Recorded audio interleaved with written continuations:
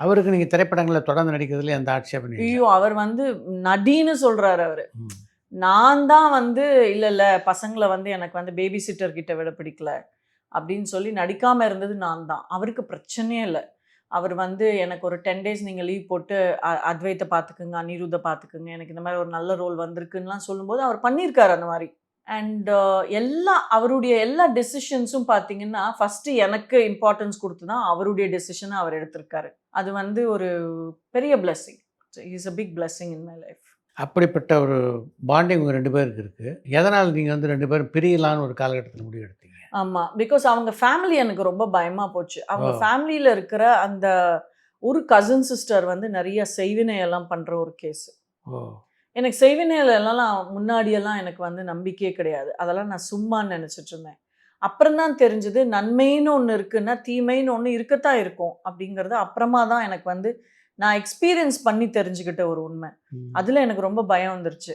ஆனா அப்பயும் நான் பரத் கிட்ட என்ன சொன்னேன், நம்ம லீகலா டைவர்ஸ் பண்ணிரலாம்.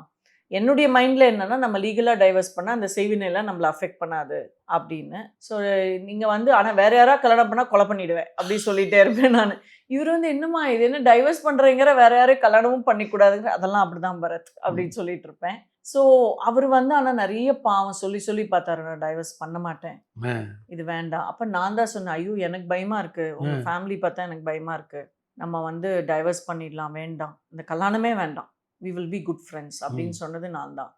பட் இந்த அக்கல்ட் அப்படிங்கிற ஒரு விஷயம், அந்த செய்வினை, இந்த பிளாக் மேஜிக் அப்படிங்கிற ஒரு விஷயத்துக்கு வந்து ஒரு ஒரு பாசிட்டிவான ஒரு விஷயத்த வச்சு இத வின் பண்ண முடியும்னு தெரியும் பொழுது தான், சரி இந்த கல்யாணத்த வந்து இதுக்காக நம்ம உடைக்கக்கூடாது.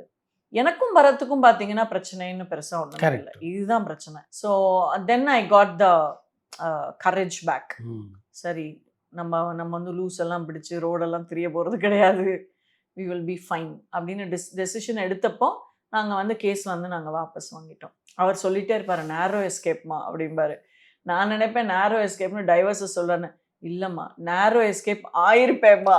ஆனா மறுபடியும் இந்த கல்யாணத்துக்குள்ள வந்துட்டேன்.